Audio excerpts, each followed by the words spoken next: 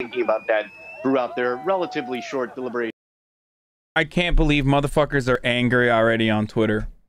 Like dudes are really... Ben Shapiro is really on fucking Twitter right now, upset that a murderer cop, like, for the first time in fucking Minnesota history, was convicted guilty of murdering a black person, and this motherfucker's already upset. Like, dude, these people are such fucking clowns, dude. I just, like... I wasn't gonna look for malding. I wasn't gonna look for fucking gray name takes. But it is so incredible. I'm gonna ratio this piece of shit, dude.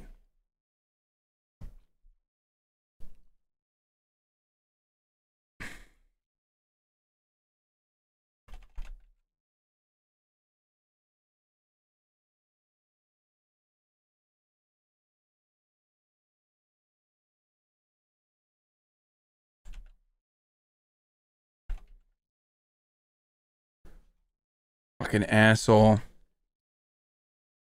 I'll report you for self-harm for watching Shabibo's tweets. I just don't understand how you can be this fucking person.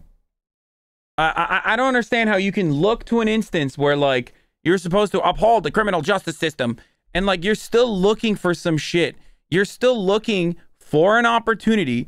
Do you think he'll ever read that? Oh no, Ben does read the tweets in response to him. He's just he 100% sees that shit. It's just that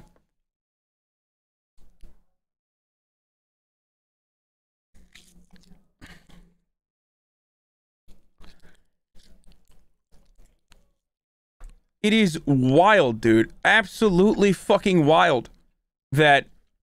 Absolutely wild to me that he sees an instance like... I mean, you're so horny.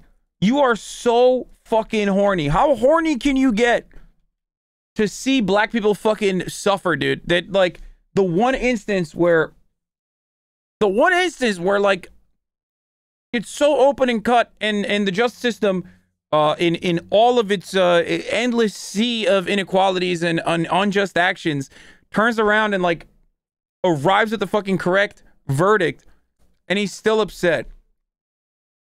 Like, still upset.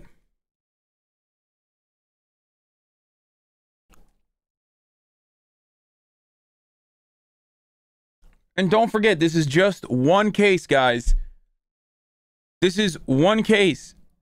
Think about all of the endless instances where the countless times where black people get fucking killed and it's not on camera, or the body camera footage is erased, or the body camera footage, there is no body camera footage to begin with because the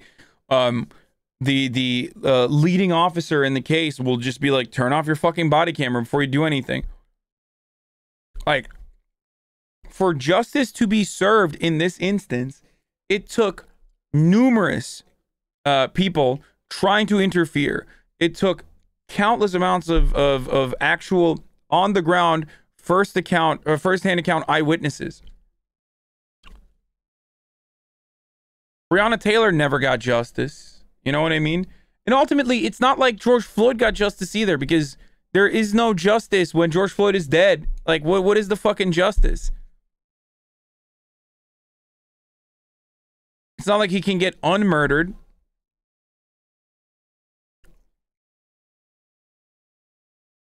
This is not justice.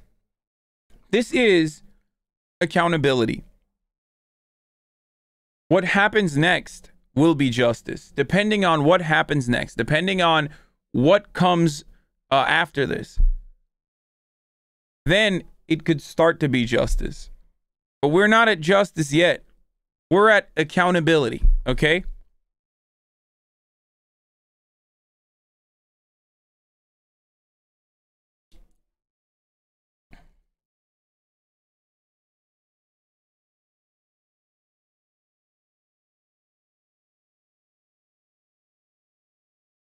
Steven Crowder is worried that police are going to quit the force. Expect more police to quit in the coming weeks. Motherfucker, if cops are quitting because they can't do murder, like brutal murder with their hands, then like those cops literally should not be on the police force. Like, good.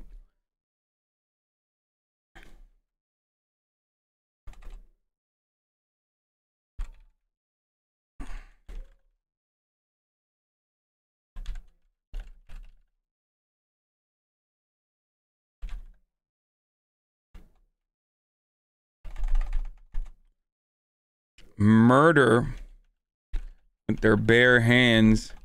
Why are you upset?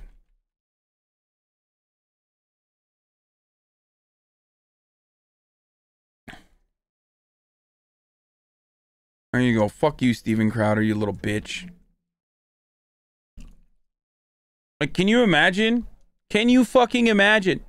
Can you fucking imagine looking at a situation like this and being like, the mob, led by Democrats at the highest level, successfully initiated the jury into getting the result they wanted before the trial started? Yeah, I'm not even touching Matt Walsh. Fuck that guy. He does not deserve.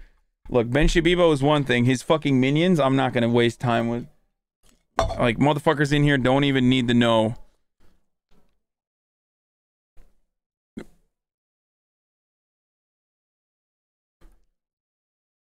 Like, these people should be embarrassed to have these opinions. They should be embarrassed or scared to be able to say things like this in public.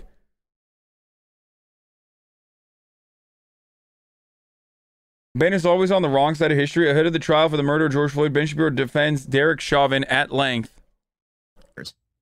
Also, the city of Minneapolis, they just backed off of a plan. They had an actual plan to hire social media influencers to combat misinformation during the Derek Chauvin trial. The reason for this, of course, is because we have seen many instances over the past year in which there will be rumors that go around about a particular incident involving police that are just not true, and people then riot based on those rumors. So we have seen that many times over the course of the last year, where there will be a text that goes out that somebody was shot unarmed, and it turns out not only were they not unarmed, they were threatening the police, but a riot starts anyway, because the facts do not matter in these particular cases. Now, the reason I bring this up is because it is a very bad situation. We are in a very bad situation in our country when only a verdict that a particular side of the political aisle likes results in peace, right? In other words, if Derek Chauvin gets convicted of second-degree murder, which I think is an overcharge, legally speaking, this looks more like third-degree murder to me, if that at all, right?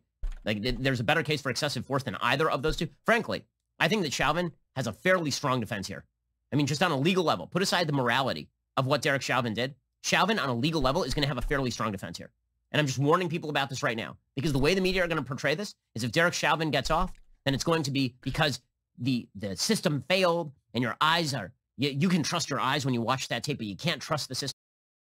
Listen, this is before the trial, but the other thing I was going to say is, I'm fucking tweeting this too, so I'm sorry, spoiler alert, but conservatives should be embarrassed right now to look defeated in this moment. You know what I mean? Like, you can be a conservative and think that Derek Chauvin is a murderer. Like, I will literally say you can be a conservative and think that Derek Chauvin was a murderer. There are even conservatives who think Derek Chauvin is a murderer. I mean, fucking Pat Robertson was literally saying Derek Chauvin is bad. Now, obviously, the reasoning behind why he was saying that Derek Chauvin is bad was because he thought that, you know, it was riling up the blacks too much. But, you know, even when that motherfucker is on George Floyd's side, then holy shit, like, you should literally feel embarrassed or scared to openly admit your disdain or to look defeated in this moment. You should be embarrassed to look defeated in this moment, but some don't even have the decency to hide their disdain. Like, they are literally straight up like Ben Shabibo, Steven Crowder, motherfuckers, they don't even care. Like, they're just straight up like, I am upset. I am upset that a white cop murdered a black person, okay? And couldn't get away with it. I am mad. Like, what the fuck?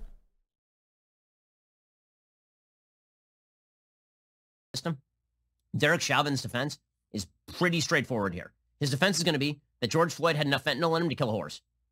Okay, that is going to be his claim.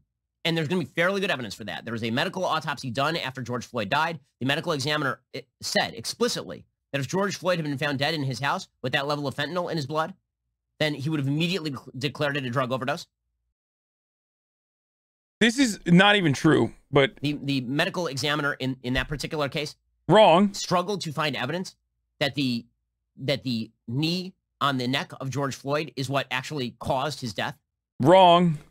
There's good video evidence from before the actual 8-minute clip that everybody has seen that George Floyd was acting in extraordinarily erratic ways, that he was resisting arrest, that he does not matter. appeared to be suffering from a condition that is known in the police community as excited delirium, where people are high on drugs and then their heart rate starts to rise extremely fast. They start to act very, very erratic. And then if they have underlying health conditions in any way, then in certain instances, they die of that underlying health condition. The Minneapolis statutes with regard to police use of force do allow the kind of hold that Chauvin was using on George Floyd. George Floyd explicitly. Also, the GG's. Wow. I think that's a bingo. I guess we could continue, but basically every part of this is just wrong. This is all before, by the way, just for the record. Asked not to be put in the car. They tried to push George Floyd into the car. He said he wanted the windows open. They opened the windows for him. He then pushed his way out of the car. And then he said he wanted to be outside the car, at which point they held him down. And again, just medically speaking, if somebody says that they cannot breathe, if you can say that you can't breathe, that typically means that you can actually breathe. Right? What that means. Literally wrong. Straight up wrong. That's not the truth at all. Holy shit.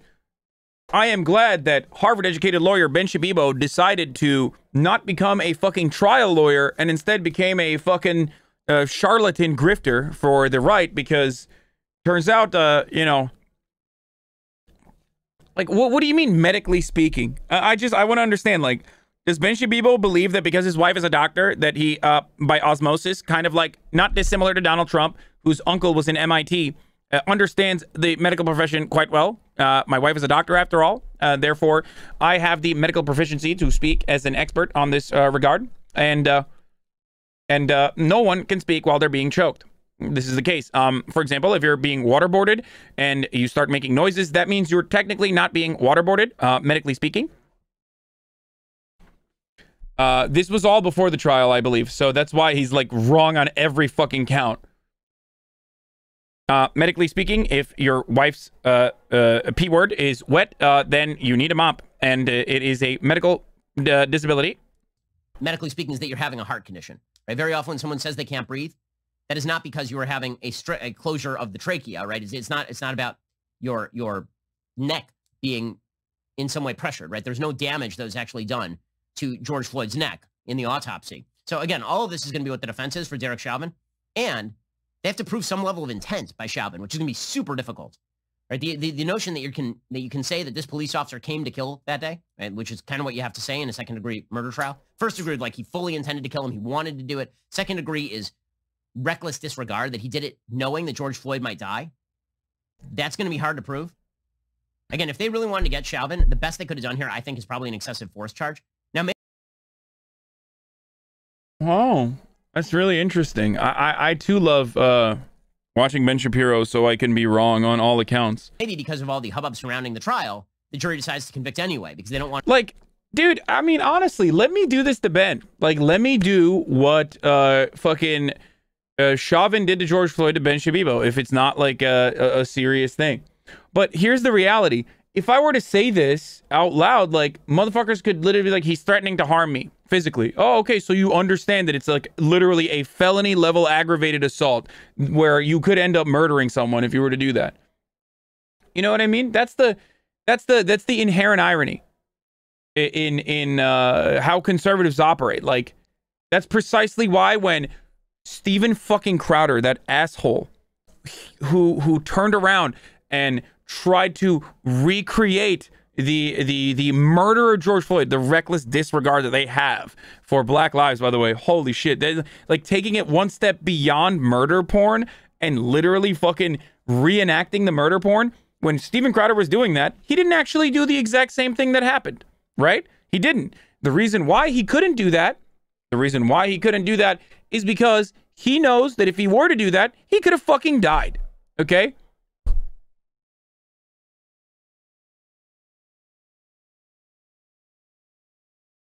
Twitch posted, death of black people at the hands of the police has been an ever-present issue in American history. The events surrounding this recent trial are a grim reminder of how far we as a society still have to go for basic humanity of others to be valued and treated as sacred. Jesus Christ. Okay, Twitch.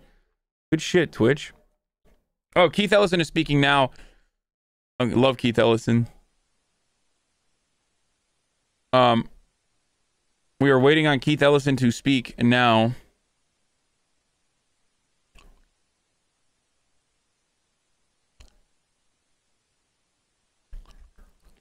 What's just happened, again, the three, sorry, in all accounts against Derek Chauvin, second-degree murder, third-degree murder, and second-degree manslaughter. I just blasted people's eardrums. I'm sorry. Into custody while he awaits sentencing 8 weeks from now.